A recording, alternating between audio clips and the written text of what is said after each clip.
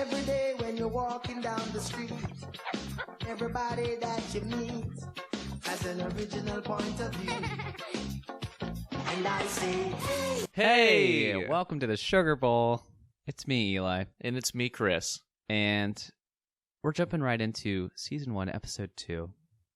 Arthur's teacher, Trubble. And Arthur's spelling trouble. Spelling Trubble. Trubble spelled Trubble. And I'm sorry, that's incorrect. I'm so sorry. Please take a seat. You're no longer in the spelling bee. Do you think they say that in spelling bees? Do they apologize? They go, I'm sorry. I think once you get to that level where you're actually performing in a spelling bee, it's just, you should have known that. It should make them feel bad about it. The word performing, that's so odd.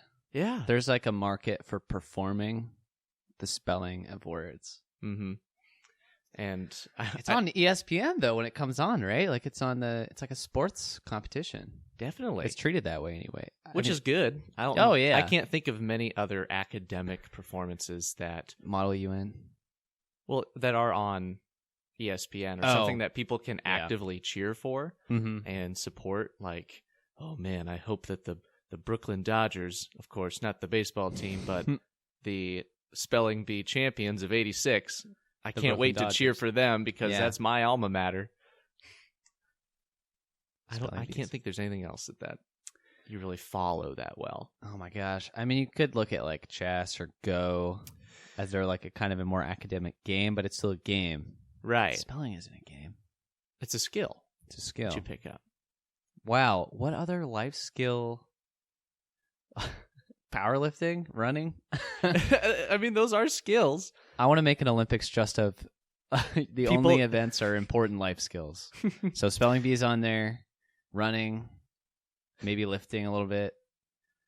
How many bags you can lift on a grocery trip?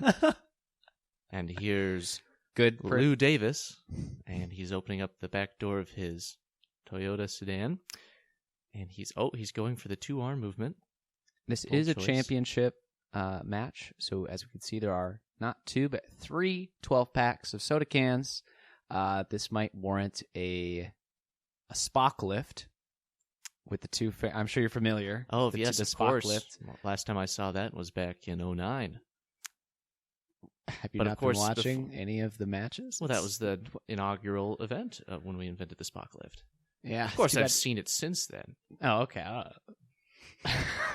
Anyway, so you're taking the first one. You're going to walk us through the first ep. Or, I don't know what you call them. Story. They're 2 stories per episode. And I'm going to read the first one. Or at least what I remember. Yes. I watched it before we came over so we could run through it. So, opens up. All the students are gathered around bulletin board. And, Principal Haney comes out. He's got the sheet of where they're going to be placed for 3rd grade. Yeah. But of course, he doesn't have any tacks. Yeah, big moment. So he says, "Oop, forgot a tack," which every bulletin board that I've ever seen in my life has an abundance extra of tacks that you kind of place in the corner, even though you have no intention of using them, for the sole purpose of when you're hanging stuff up, you don't have to worry about grabbing a separate tack box. But that's not how Haney roll. You know, maybe there's an incident. Maybe some child or adult, abused the tack. And they had to revoke those tack privileges. I mean, where does that cliche joke of the tack on the teacher's chair come from? If not bulletin boards. Is this a post tack on a teacher's chair world in this Arthur must episode? Be. I think it must be. So tacks can't get through airport security, so it's not I'm sorry, allowed. sir, but this tack needle is a 1/2 inch long, and we only allow 1/4 inches on board. I'm going to have to dispose of that for you. Oh man, they just throw it right in the garbage. So he goes and gets a tax, and there are 3 teachers that you could get. You could get Mrs. Sweetwater, which sounds like a delightful teacher. You can get she does. Miss Fritz, and then there's Mr. Ratburn. Mr. Ratburn. There's an obvious winner here. Mm-hmm. Fritz is actually not too I don't know, overtly perfect choice. Yeah. Sweetwater's pretty. Sweetwater offers sweets, and then Fritz does a whole lot of. She's fun. All the examples of fun are awesome. I love it. What's the first one? Do you remember? Because I know the second one that I really, really liked. Oh, yeah. It's just that she gives out candy and popcorn and baked goods because I know her kids. That's what Sweetwater does. Yeah.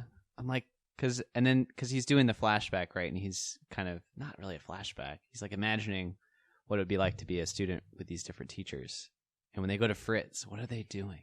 Because they're trying to explain, see, she's fun. And so for Sweetwater, they have her. I'm sure they were just like, oh man, they were probably just dancing or something. Because they dance later, and right? It's great. I bet you it's dancing.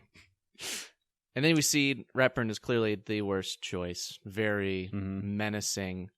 There's a shadow of him as he slowly pulls down the curtain. He asks a kid to name 3 oceans, which there are only like 5 answers. Mm-hmm. Could you name 3 oceans? Atlantic, Pacific, Indian? You did a great job. Thanks.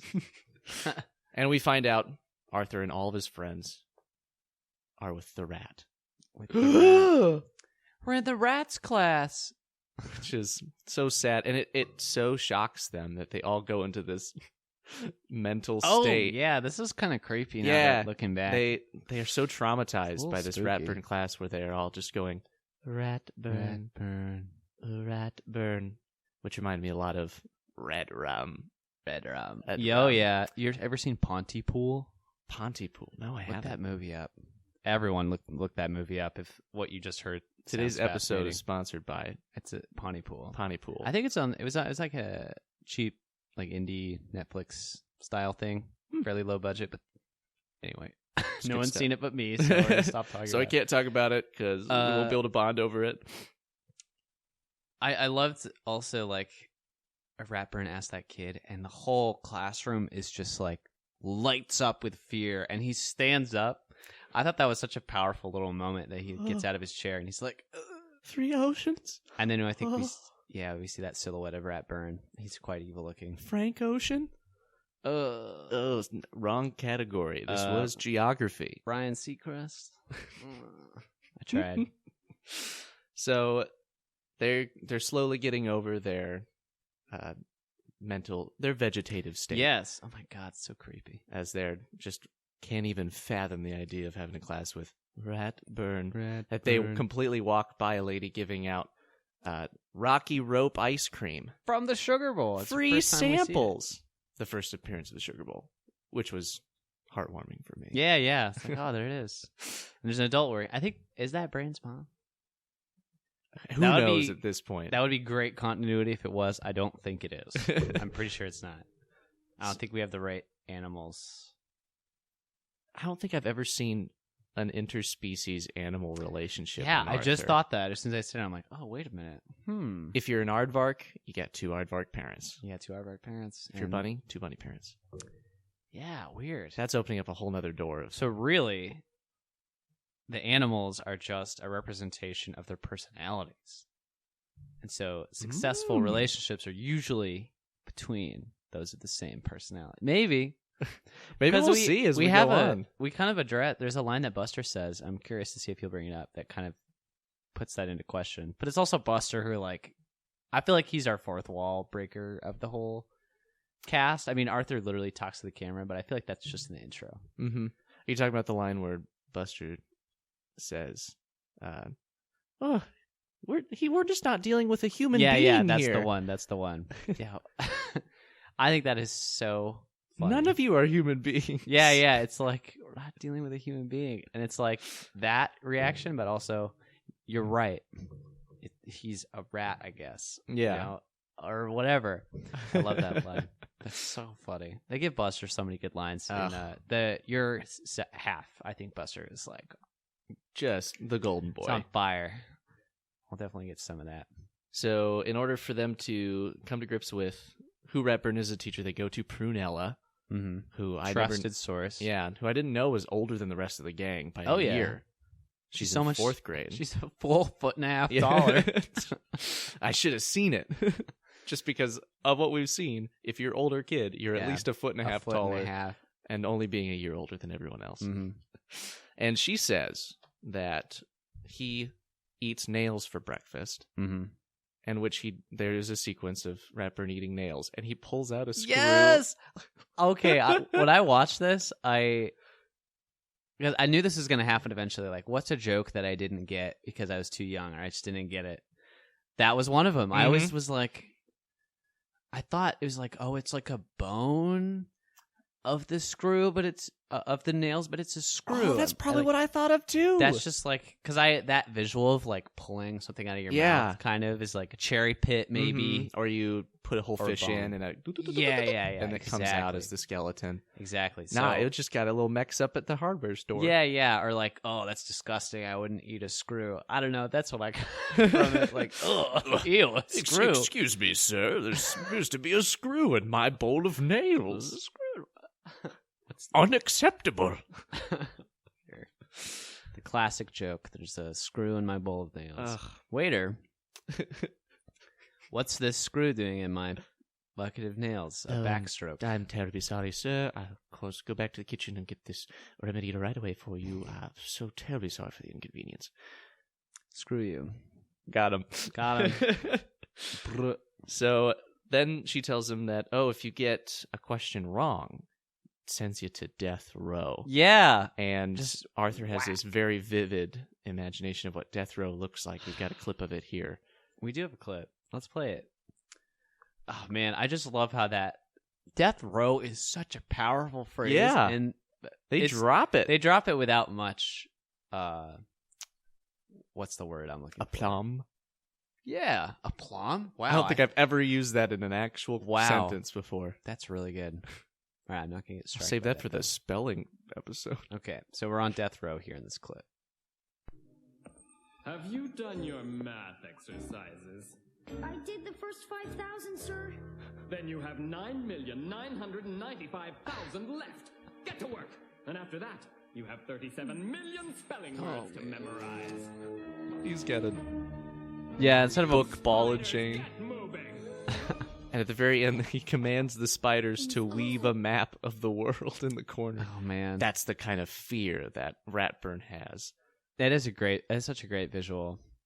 And just how overwhelming new teachers and new situations can be. Oh, kids. yeah. Oh, God. I was homeschooled, so I didn't really experience that. That was like my first note.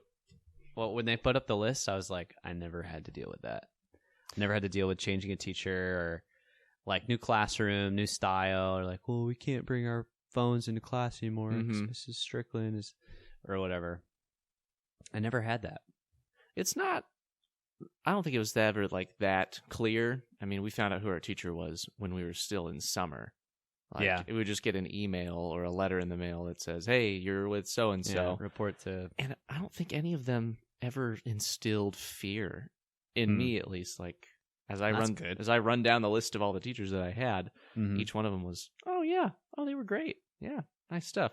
I wonder if in the moment, though, as I was finding out, like, oh, Mrs. Groenwald. Uh-oh. Some teachers really have a name that is like, man, kids are just going to think you're a pile of garbage just from the name. That was Groenwald. Oh, the only teacher I played a practical joke on. Whoa. Actually put a whoopee cushion on her chair. A whoopee cushion? Uh-huh. Straight like up. Like an old style, old school whoopee cushion. Were you wearing Groucho Marx glasses when you did it?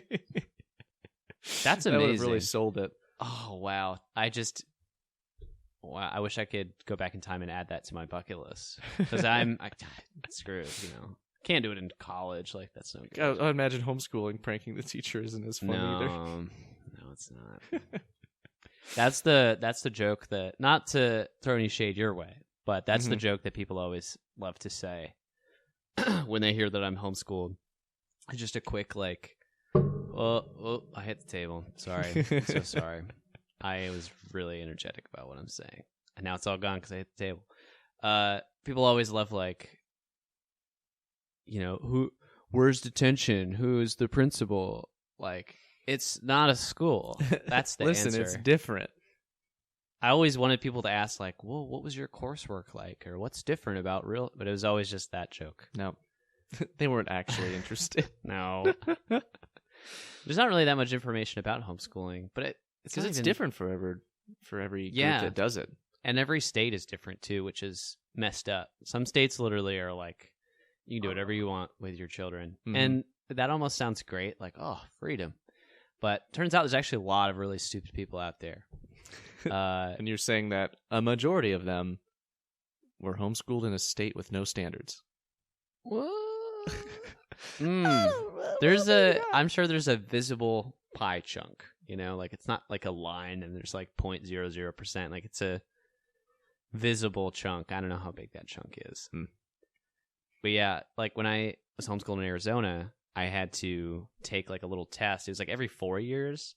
But it was just like super basic. Like, are you a doorstop or are you like getting there to be a human being? Were those the actual like? No. For the test, and like you stop a door. I'm so sorry, you're cinder block right now, and we're trying to get you up to inclined plane. Yeah, that nice little wedge. We're trying to get you to a wedge, but a wooden wedge. Cinder block. Right Someone now. just cut out of a 2x4. You're not like full rubber yet, but you're on your way. I remember them the one that I took before we moved to Iowa was really easy. I was like, wow, I'm a genius. And my mom was like, it's like you're actually about like a year and a half ahead of where you're supposed to be. So yeah. Which is still pretty good. I feel so bad for my brother, because to save money on our curriculum, I always feel bad like revealing this. It almost seems a little scummy, but my parents got the curriculum that was in between us because he's 2 years older than me. Yeah. So say I'm in first grade and he's in third grade. We bought all the second grade stuff and just did that. So I felt great, and my brother felt like, are you kidding me? Great. Oh. Yeah. So I mean, he's the one with the college degree, not me. So who won out that one? I don't know. He did. He has a college degree. I don't. I'm yelling into a microphone about a children's television show. So there's really got it out. There's a take. So they finished getting this pep talk from Prunella. Pep talk. Well, opposite whatever the anti-pep talk is. Like, you're going to have a miserable, horrible existence for the next year. Mm-hmm. Or, the next 14 years of your life because you never leave third grade.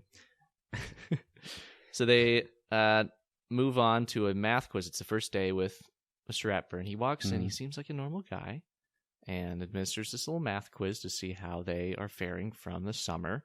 And while this is going on, Arthur is looking over in the other classrooms, and Sweetwater is handing out bowls of popcorn and comically large movie-sized bowls of popcorn. Just huge buckets of it. I mean, they're not comically large, but the movie theater look, I thought was kind of funny. And Miss Fritz their whole class is up and dancing, and she's rapping about the first day of school. School is cool. School is cool. Welcome to the first day of school. School is cool. And that is the extent of the rap, and all the kids are eating it up. Yeah, they love it. I'm like, I feel like kids these days would be like, I feel like that dated it a little bit. Yeah. I don't think kids would be into that. There is there's a superintendent from around here that sends updates to his students when there's closings and stuff, and he'll do that. He'll put a green screen behind him, and he'll say, Lord. "Hey, because the snow fell, we canceled school, and that isn't swell. I'm sorry about that. So stay home by the fire, and we'll get back, and teachers will hire." And it's that's pretty and good. Apparently Off he's the cuff there, I must say. Thank you very much. You're welcome. So he's built this reputation now for doing that sort of thing, and even though he's just leaned into how hokey it is, and now everybody loves him for it. It's maximum hoke. That's pretty cool. Because you can't do it halfway. Yeah, you got to embrace the whole spectrum. If you look like a complete fool, if you're gonna hokey it, just hokey down and pokey it, hokey and pokey it. Turn your whole self around. That's what it's all about. So, they finish up this math quiz. They go outside. And they're talking about, oh man, we already got to sign homework on the first day. Ball gets hit into the bushes over by the school building. Buster and Arthur go to investigate, and they overhear Ratburn talking about his need for boys' heads. For eyes and boys' body heads. parts. I can wait for girls' heads. I have plenty of girls' heads. I need boys' heads. And, of course, they are shocked. Oh, yeah. Clearly, he must mean anthropomorphical animal heads. Our heads. Boys' heads. This leads them to start to follow him on a little spy montage. Yeah, they stalk their teacher. They have a little coming to moment. There's another clip that we have where Buster kind of lays all the cards on the table, tells him what the options are. Let's pull it up. Here we go. You know, we have a lot of homework to do. You're just a fraidy cat. Arthur, we have to choose. Face horrifying, scary danger, or do our homework? Horrifying, scary danger. Done. That kind of seems like that one clip. I was kind of like, that doesn't really seem like Arthur's character. He seems like kind of nervous about spelling bees, as we see later. But when it's investigating his teacher for potential body mutilation, it's like, yeah, I'll do it. If it means staying away from homework. Yeah, I think that's really the joke. It's like, that's how bad homework is. You have to go and risk your life in order to avoid doing it. I believe that's the top comment on this video, actually. A joke of that nature. Wow, the comments are disabled. Yeah, just quoting that line and saying it's relatable. It's top comment. 15 likes. Good. 15 likes. He made it. Sniped. First. So they follow him around. They start in the library. They follow him into like this newspaper room. And then we see him reffing again. Ratburn was a ref in the first episode. So they're continuing that continuity. He's reffing in the second one. And nothing seems out of the ordinary until they are back at the school. Ratburn comes out with a box on a big dolly. He rolls it down. At first, he doesn't even use a ramp. He just says, "You know what? I'm going to roll this down this staircase." Yeah, this thing's made out of wheels. It's a school. There's definitely a ramp somewhere. Mm-hmm. But no. If it's going to be ADA certified, there better be a school. There better be a ramp. Fake wood.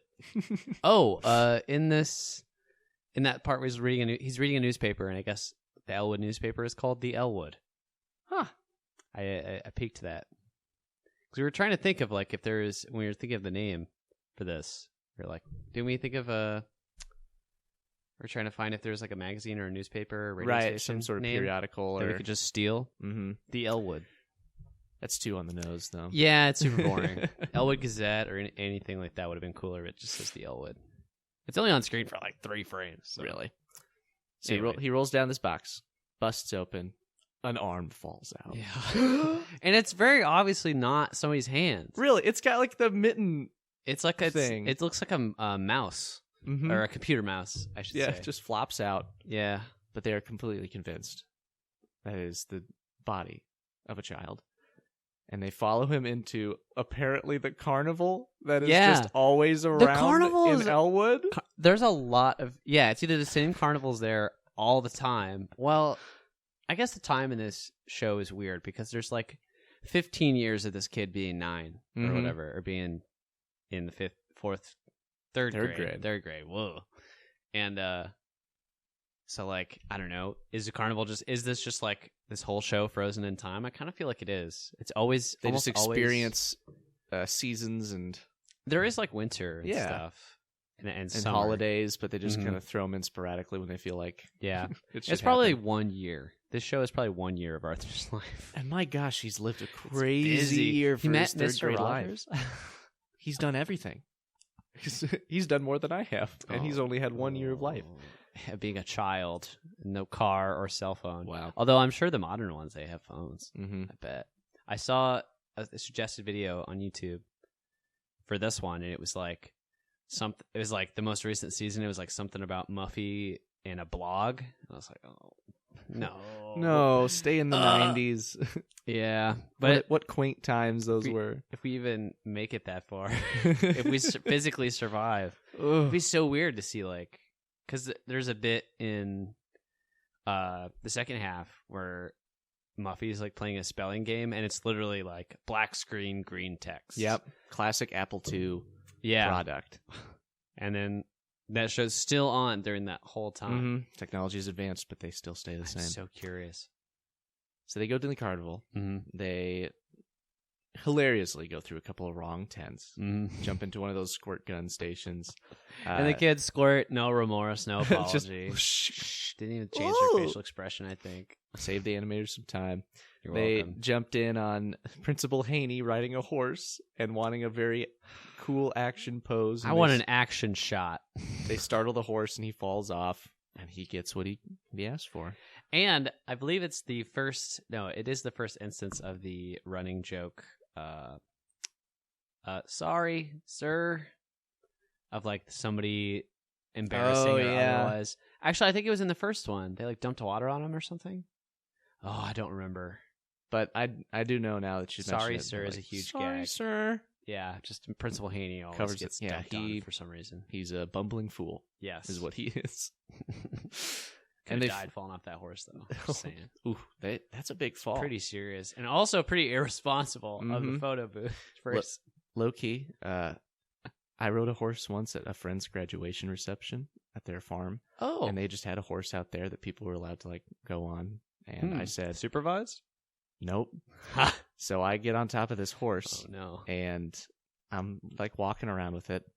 And I said the only words that I know you're supposed to say when you're on a horse. no. I went, yeah? Oh. Like with an inflection at the end. And the horse decided, oh yeah, this guy knows his stuff. And bolts and just starts running. And I'm holding on to the reins. There's really no saddle, really. I'm like bareback So on it's this like thing. galloping. Yeah, like and I am bouncing around on top. I'm thinking, oh, this is how I die. This is it. Yeah, what a you stupid probably- way to die. Yeah. His final words were, yeah. Mm-hmm. And he's making a beeline around the house, and he's headed straight for a barbed wire fence. And I'm like, he's not going to jump it, is he? Please tell me this horse is smarter than it looks. No And way. He turns at the last minute from the barbed wire fence, pulls up, and next to all the family and relations sitting around these tables drinking lemonade, and they all look at me and they go, oh, what the? And thankfully the horse stops, and I just say, oh, well, that's enough for me. And I like gracefully hop Fall down, off. and Oh, my you legs gracefully and hop knees down. are shaking. Like, can someone please take this wild animal from me? Wow. Oh, I kind of wish it would have jumped over the barbed wire. yeah, it would have been a better ending of the story, but I would have also probably gotten seriously hurt. Yeah, I'm surprised you didn't. I've ridden a horse once, and I think, I think horses are the most intimidating thing I've ever seen with my own eyes. Like, I think a lot of people don't separate like what they've seen on a screen and what they've actually seen. And they'd be like, I've seen things more intimidating than a horse, but like, have you though? Up close and personal, those things are They're beasts. huge. Even a small horse is just so massive, and it's just like muscles. you're So you could see them all through the skin. yeah, and like you touch it, and you just see like the ripple of how the muscles are changing because you did that. And you're like, oh, because I did that. Like, I need to have a healthy respect for this animal. It is huge. It demands respect. I feel like anybody who is injured by a horse, I'm side with the horse. It's your fault. You didn't respect it. Mm-hmm. You gotta respect it. I think everybody needs to meet a horse. Not a cow. Sit down across Cows from are a not horse scary. at like a speed dating, but just a horse meeting event. Yeah, horse meeting. Hello, Government mandated. California racer. Is that your name? California racer. And then you shake its hoof, and then you move on to the next horse. Yeah. If you like a horse at the end, you offer it a carrot, and then if it accepts and respects you back, it will eat the carrot. Sometimes it'll just pick it up with its teeth and just fling it at the wall. Toss it away. That's when you know you have not been accepted by the horse. You cannot ride that horse. Man, I was speed dating horses the other day and speed meeting horses. And I just walk up to this horse and there's a pile of carrots on the ground. And I was like, no. Uh-oh. It's so hard to keep your confidence up when you see Right. that. They're stacked up, and it clearly just... You look into its eyes, and it knows it's better than you. Yeah. So sad. There's always next time. Maybe next time. So finally, back to the story. Ratburn is actually a puppeteer, which is a wild turn of events. I wonder if that got me the first time I saw it. Or like what? Or if we just thought, oh yeah, totally normal that this teacher would also be a puppeteer for a carnival. Oh, I mean, like, did I buy it that, like, he was a vampire or whatever? Because obviously in the story, like, it's trying to set it up, but also, like, trying to give you that moment of, like, oh, it was in a case just like a puppet would be that you've seen it in a movie, or the hand didn't look right or whatever. Yeah. I don't know if I ever bought it. Is what I'm saying. Yeah. He was a normal guy. Especially because we met him in the first episode. And he was a normal guy then, so it kind of sequentially didn't work out that well. Not fantastically. I definitely think the show is intended to be viewed out of order for sure. Yeah, you could just pop in whenever you wanted, and you'd get the gist of what's going on. Same characters, same school, same teacher, blah, blah, blah. And it actually it closes off really nice. Talks about how this is something that he does on the side, and he doesn't have a whole lot of time for nonsense. I love that time speech. We've got the time. Honestly. We've got a piece of the time speech. We do on here. Let's play it. That really got to me. Like, even just trying to record this and stuff. I've been, like, having to do that every time he checks his watch. Just like, oh, it's hit me right here. So that's the lesson. Yeah. You're capable of more than you think. I'll teach you how to do that homework and then have more time for things you enjoy. Like how you do all that stuff, plus puppets? Exactly. 2 seconds early. Self-discipline is as important to learn as 2 + 2. Okay, I got my head on straight. Hey. And that's such a good lesson. Solid. So solid. Such a practical lesson. Stuff like don't lie, don't hit people is like very, like, I don't know. Okay, I guess I shouldn't Seems a bit knock simplistic, those. but that is the target audience. Yes. But this one doesn't really pull punches. No, yeah, that's like a real. Yeah, if you don't work on it, it's not gonna get done.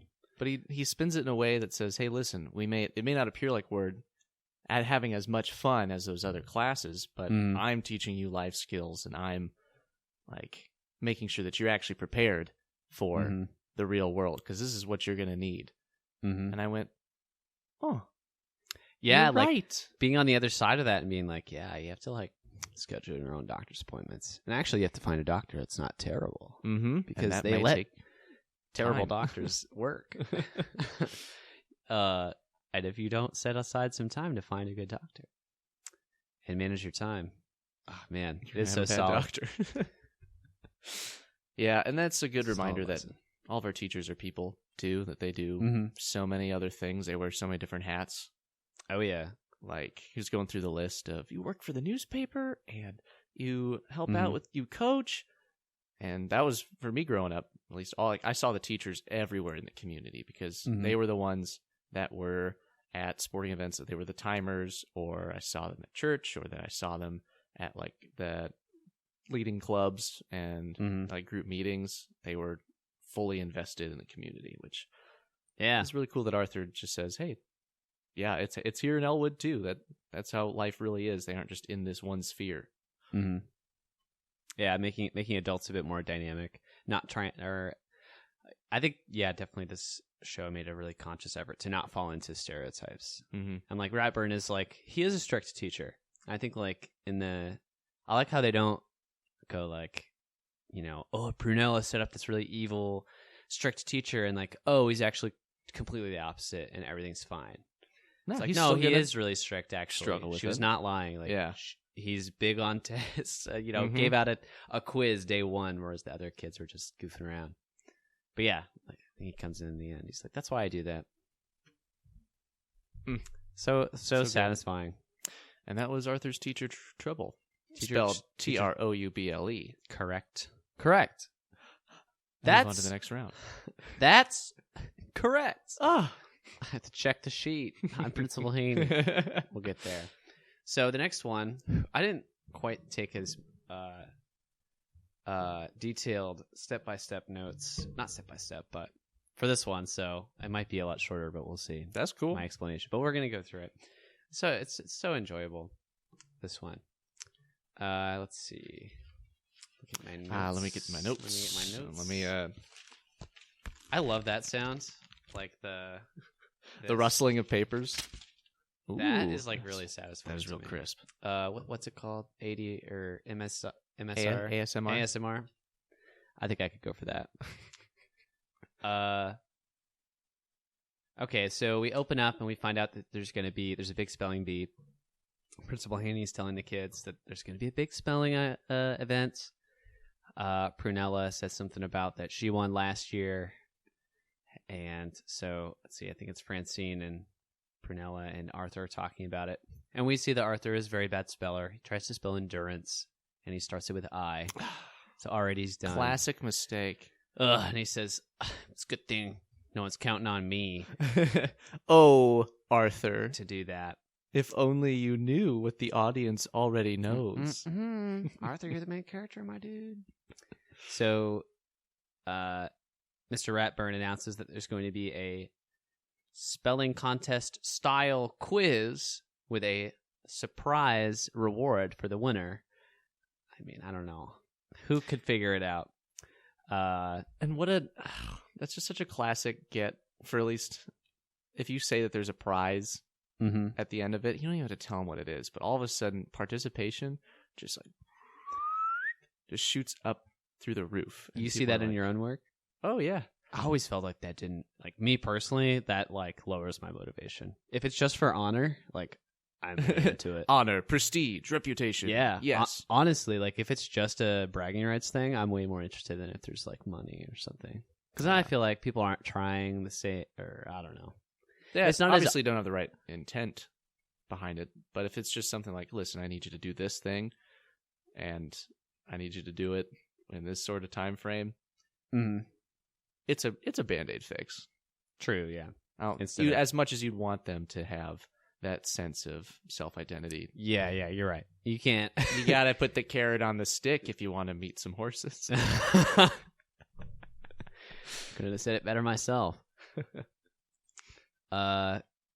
So all the kids are outside talking about what the surprise might be, and Buster just hip fires into a cave mouth the size of a skyscraper, and just says, maybe it's no homework for the rest of the year, or less homework for the rest of the year. And everyone buys it immediately. Everybody believes it. The first person to buy it is the brain, who you'd think would like homework or something. It probably detracts from what he really wants to do with his free time, which is build computers and program.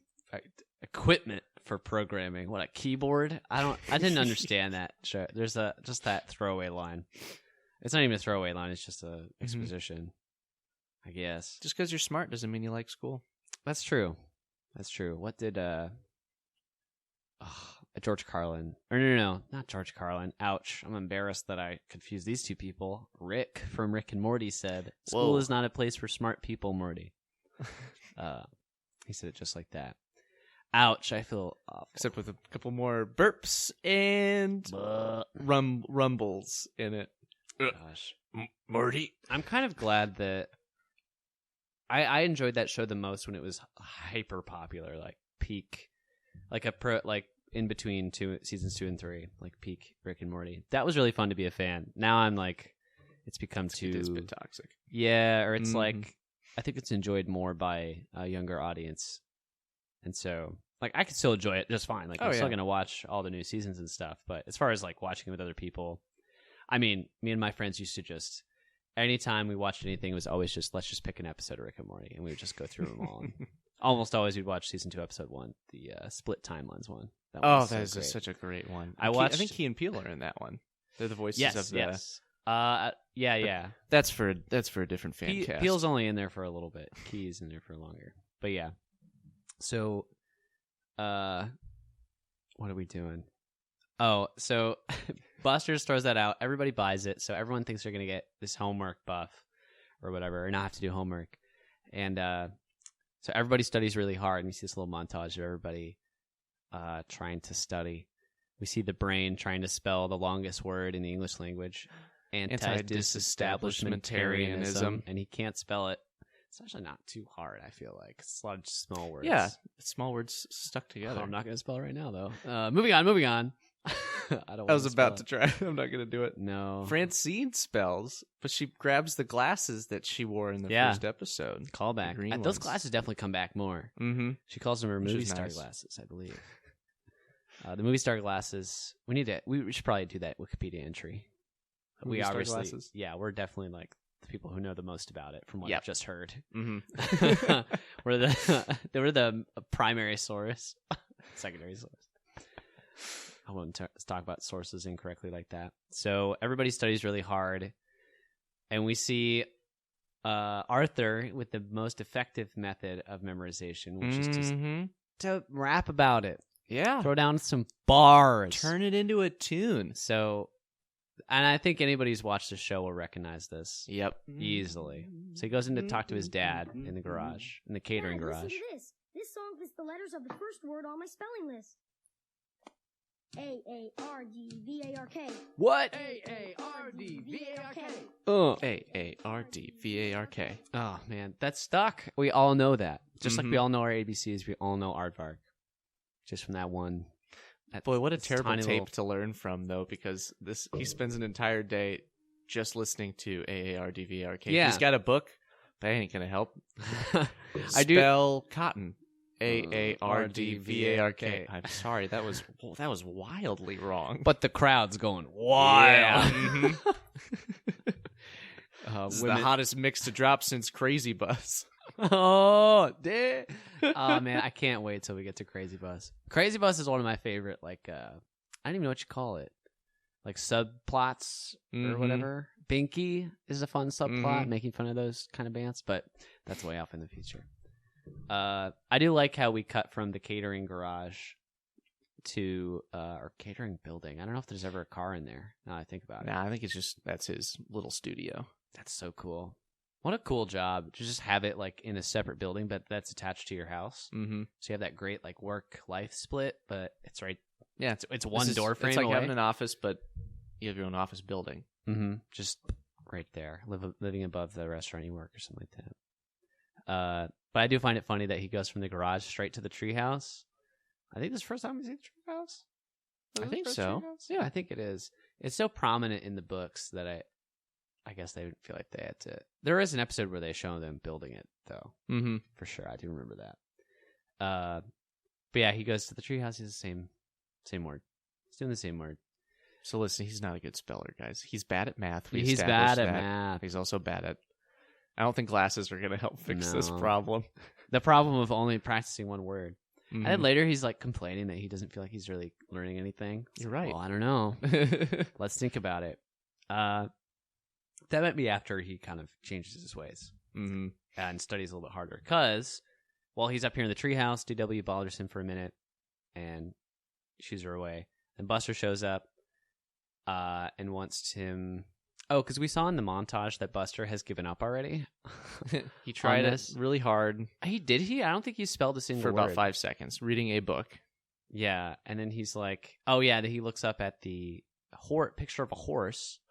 More horse content. Whoa. And he sees the hooves, which I guess is like Lucky Horseshoe. And then he goes to a store, and I think I've decided that Buster's my favorite character.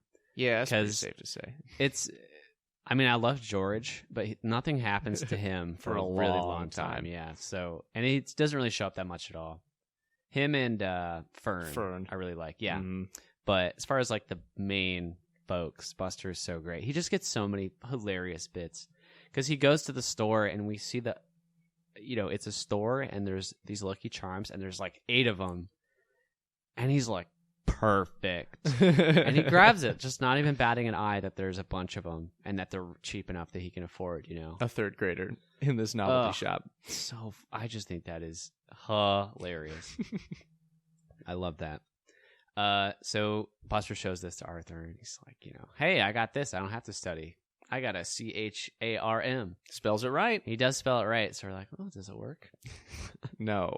No one thought. Spoilers that. ahead. It does not does work. not work. I don't even think we see him mess up a word.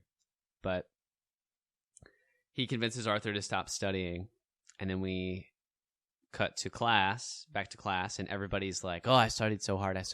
What about you, Arthur?" And he's like, "I went to the arcade. Oops." With a machine that apparently puts him upside down. Yeah, I want to go to this arcade. They had the jet that turns you upside down. I don't even think that had to have been like that obviously doesn't exist. So that's why it's a fun line. Mm-hmm. Because I can't think of not something at any like that. arcade. There's stuff in the mall, like little VR things that are kind of like roller coasters, but I don't think they turn you upside down. And not in That's 1996. carnival level. We gotta wait till we get to the carnival. It all comes back to the carnival. Something wicked this way comes. For the fans of Ray Bradbury out there, which is all about an evil carnival. Anyways, this isn't a Ray Bradbury podcast. It's not. It's getting there. There's a pie slice. Mm-hmm. and not insignificant pie slice. It's visible. So we get to class. Everybody's spelling words. Well, nobody's spelling words. Everyone's spelling them wrong. Arthur's fantasizing about how he might get out of this, and then he's interrupted by Ratburn asking him to spell the word that's been knocking everyone else out. And what could it be but AARD? VARK. But aardvark. And so he hears that, and there's like a neuron surprise. fires? Yeah, you just see like the cogs turning, the fire engage, like the engine turning on, and then just the moves. Busts him out. Oh, and it's at such a higher frame rate than the rest of the animation, so it just looks like he's like seizuring, whipping like unnaturally fast. Like it's so fast. And he gets it. And only Francine laughs. Ratburn says, "Thank you for the entertainment." Thank you for the entertainment. He doesn't even say he got the word right. Nope. He's like, with that confidence, he knows. He respects it. Mm-hmm. Ratburn respected Arthur in that moment. Thank you for the entertainment. Sweat. Goodness. This kid. And then I guess there are two winners. I don't think he said that. Maybe he did.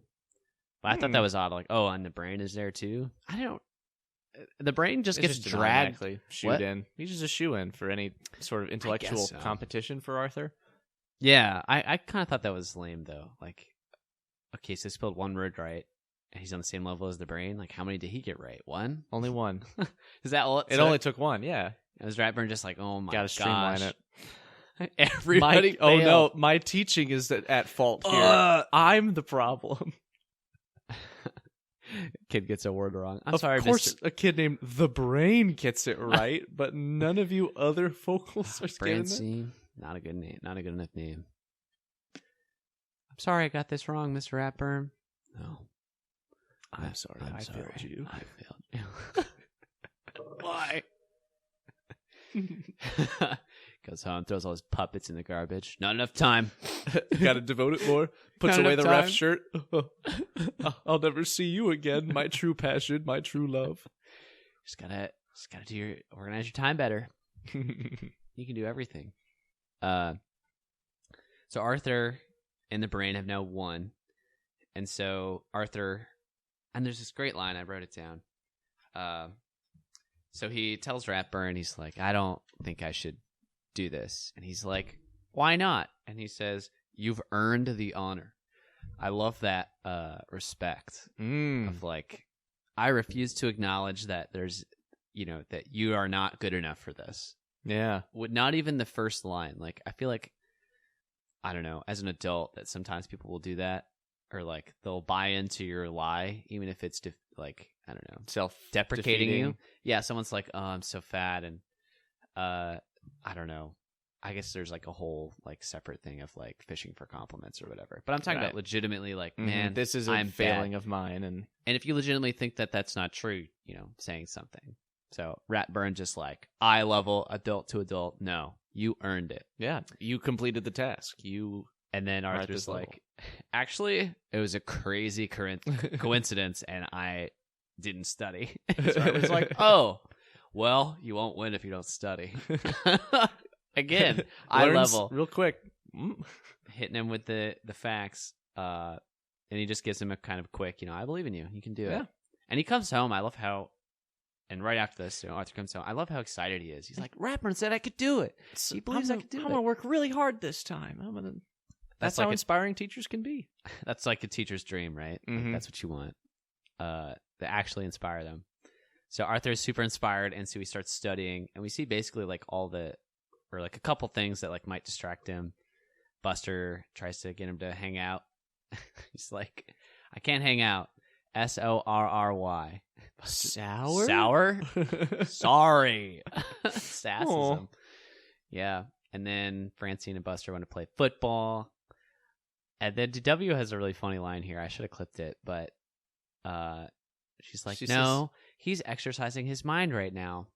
I am available, though. I'm not a slave to my vocabulary. Oh, man. So, and I think this is why. Such a good line. It's really good. And I think DW is like the outlet for like some of this stuff that the creators really wanted to put in, but like didn't really fit on anyone's character. Or, like, made them too smart, I think. Yeah.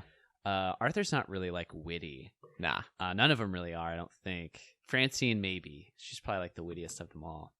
But DW is like 110% wit. It's only just like little digs. Little jabs, little nudges.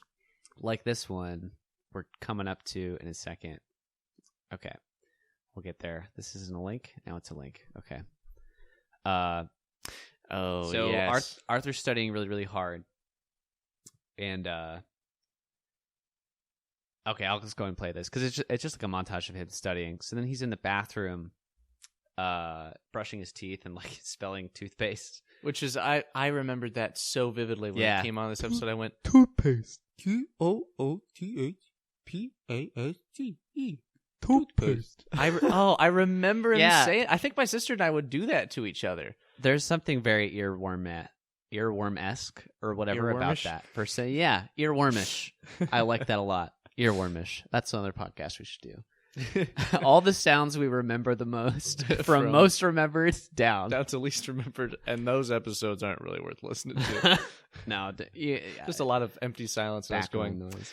I think it was. Oh no, It was like from. What is it from? It's like electronic-ish. yeah, beep boop. Like, or maybe I listened to it on an electronic Nah, device. man, it's beep boop boop bop boop boop bop. That's a SpongeBob one. Nah, man. I don't know. It's Beep boop bop. Anyway, but I think I got the order of those events wrong. But yeah, that toothpaste thing. Anytime somebody talks with toothpaste in their mouth, I'm like, toothpaste. I wonder what they had the voice actor do. Please tell me he had toothpaste in his mouth. Like, He for was real? Real method acting. Oh man, Hope so. I would love that. I would love that a lot. I'm looking for that black and white Polaroid photo of like a recording studio with a little bowl of water. This was the moment. The most powerful earworm ever. But then DW is going to do it again because she goes in the bathroom and is like, spill toothpaste to annoy him because he's brushing his teeth. So she's about to do it again, and she does this like hilarious smirk, like, Yeah, real. this is why I'm lower alive. eyelids. Oh man, it's really intense, right? Yeah. It Does not work over an audio format, but like, Yeah. yeah. Like it's like Cheshire Cat levels. Ooh, that's a good comparison. That's Its smile is kind of like almost scary, and the eyes and everything.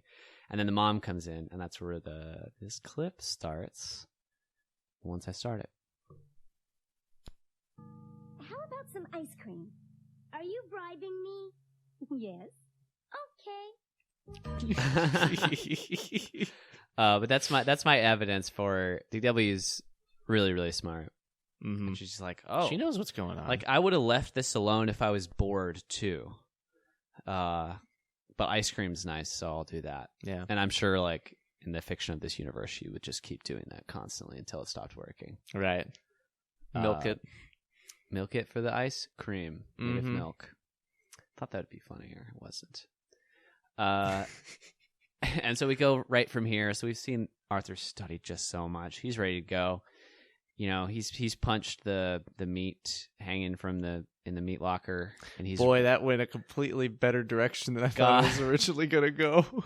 It was such an odd way to phrase it. Yeah, I was like, I should have done it. He just ran up the steps, you know. And then I would have been with you for the Rocky metaphor. Rocky, And yeah. I got there when you said meat locker, but Meat for locker. a while, and Arthur's was- just there punching his meat.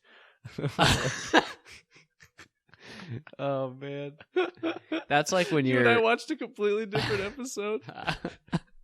Oh, season 1? Oh. Oh, no. It's not season... Okay. That sentence was like when you are walking on a curb and you start to fall and everything but one foot leaves the curb, but then you get back on. Yep. You found But it. it doesn't look good. Like No. as and if people are walking by, they clearly just saw, oh, that could have been so much worse. Yeah. But a mistake was still made. Yeah, like they wouldn't trust your balance. They wouldn't give you a baby then to hold. Mm-mm. Even though you've regained your balance. Yep. Anyway. So we're still going to the spelling thing. Arthur's really nervous. The brain is like confident, just peacocking is like, I feel great. Mm-hmm. He's like, loudly talking about how he's going to be totally fine. And he's the first up. Ironically, has to spell the word fear. Flop, sweat, zoom, just freeze, a hard cut into brain. his little eyes. Yeah. And just drip after drip of cartoonish sweat, teardrop style. And he goes, F-E-R-E. And Principal Haney looks down at his paper because he does not instinctively know what fear is spelled like. I know he for sure looks down on the winning word, but I don't know if he looks down at fear. I'm sorry. That's incorrect. That's incorrect. Really? What sort of dictionary are you using? He says that as he's walking away, which I thought was kind of odd. I think there was a little disconnect. I was thinking about that disconnect between the animators and the writers. I always think that there was like, that's where like the least amount of communication was happening. Not saying it was bad, but like you wouldn't really want a character to be facing completely away and walking away and like leaving that social situation while also asking a question. Yeah. It made sense like to ask that question, he needed to give him a look and then him to leave. Or maybe respond like the normal one. I don't know. Merriam-Webster? Any dictionary. This one says urban. That'll do. It's got enough upvotes. If it's the highest voted, it's pretty safe. Some of the other contestants go up, see a couple kids from the school that I think we probably never see again. Probably in Mrs. Fritz class or something. Fun or Sweetwater. Class, whatever. Lame. And that's why they're bad at spelling. Because all they do is eat treats and dance. Mm-mm. They don't spell. Listen to the rat. So it gets down to Prunella, the winner from last year, and Arthur. I kind of thought, like, there's only 5 kids, and 2 of them are from a 3rd grade, and it's the all-school. Listen. So I kind of wondered, like, okay, there's only 1 representative from, like, the numbers don't match up. Mm-hmm. I kind of feel like, what, did they forget that Arthur has to be in the spelling bee? They're like, he's each grade. It's kind of like Harry Potter in the Triwizard Tournament, where it just spits out an extra name because our protagonist needs to be in this. Yeah, plot armor style thing. Retcon. Arthur Reed? Arthur Reed. Has to be. Who put his name in the Goblet of Fire? I haven't seen any of the Harry Potter, Also, so I'm trying really hard. Yeah, Goblet. There's another connection there because they literally light a torch in this one. Prunella's like, they're lighting the spelling torch. And I went, huh? And there it is when they walk on stage. There's a literal flame in this school gymnasium. Prunella runs out so excitedly, and then the sound effect starts as she's talking. And I really wish she would have went, oh. Like, I went to go help, right? I wanted to tell other people about this awesome thing that's happening, and then I didn't get to see it. Got stumped. That's such a real-life situation. Oh, I'll grab them so we can get our place in line. Oh, it's too late. It got closed up.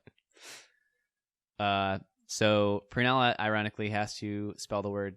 There's like, let's see, fear, aardvark, champion, and then the final word is preparation. Those are all like ironic words. Yeah. Good choices. I also thought it was kind of funny. Oh, there's other words I want to talk about before we get to the very end. Pieces. Oh yeah, pieces is spelled, not. Oh yeah, pieces and what's the word that knocks the other girl out? I don't know. I don't think she's knocked out on camera. I think there's just a cut and she's gone. It's like that's 2 left. But in Arthur's spelling book, when he's doing the conversation with his dad about his dad says, you know, it might not feel like you're getting better, but you actually are. Which kind of already talked about, but would you like a snack? Would you like a snack? Yeah, he ends it with would you like a snack? Which honestly, like, Sometimes I need to hear that for real, especially the snack part. I almost didn't eat anything for this podcast, and I'm really glad that I did. I have way more energy than the last one. I'm rolling on some giant fucking beef and noodles. I have to bleep that out. Sorry, it's a good roll. It was really good. That's how good it was. I saw the leftover bowl, and I was like, Yeah, it was leftover already. It was double leftover. I wish it was fresh, but you are actually getting better, and eat a snack. He goes, absolutely. And then when he looks back at the book to double check, there's just 2 words on there, I think. One says absolutely, and the other one says Abbey Road.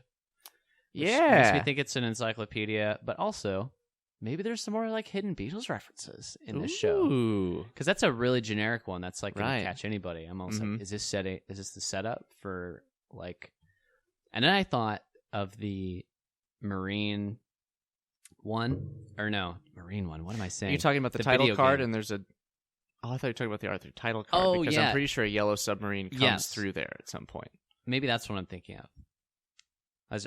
Earlier I was thinking of the video game that the Brain and Buster and Arthur play. It's like the first video game episode. It's before the Loose the Goose or Best of the Nest one. We're gonna just we'll have to get there. But I think there's a yellow submarine in that one. That's all I was gonna say. Or Octopus Garden or something. But anyway, that'd be cool if there was more Beatles stuff. I bet you we'll find some. So Prunella has to spell the word champion. She gets it right. Then she has to spell preparation, and she spells it ER. And when I was watching it, I was like, oh, I don't think I know how to spell that.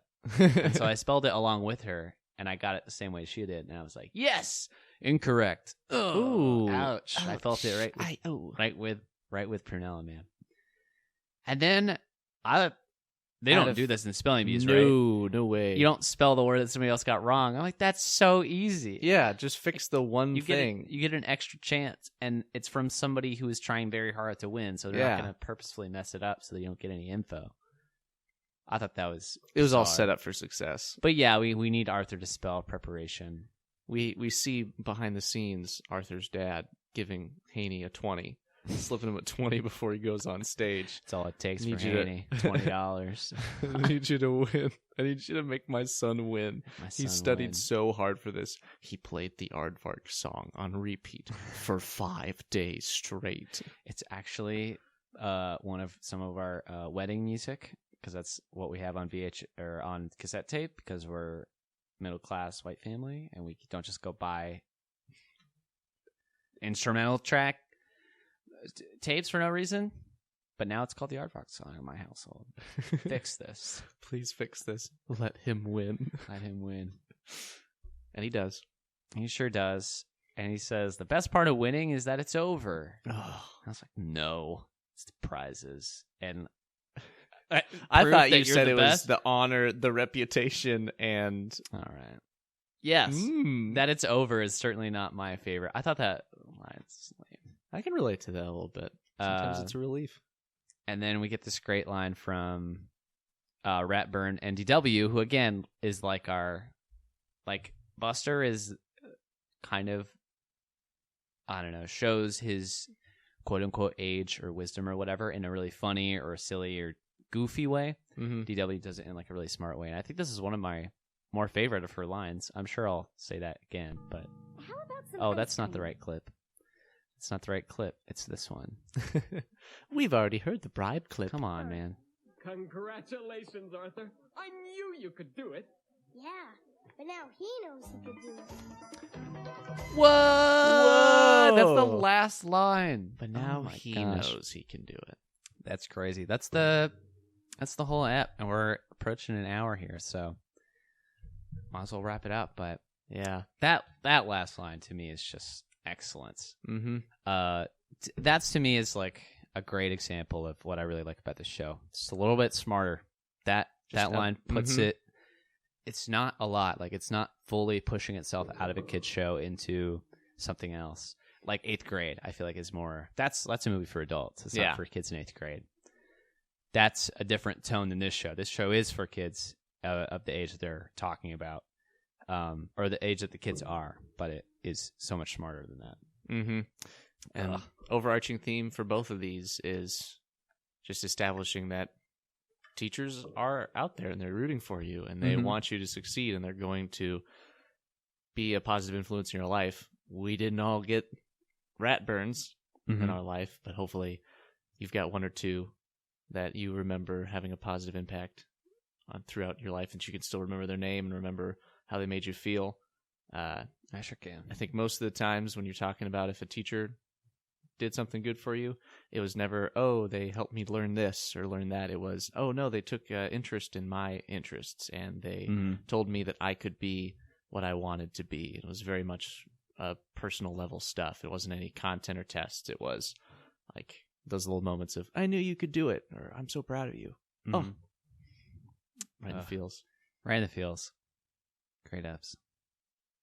So this wraps up episode 2 of the Sugarbowl. The Sugarbowl. And hey, have a wonderful kind of day. Have a wonderful kind of day.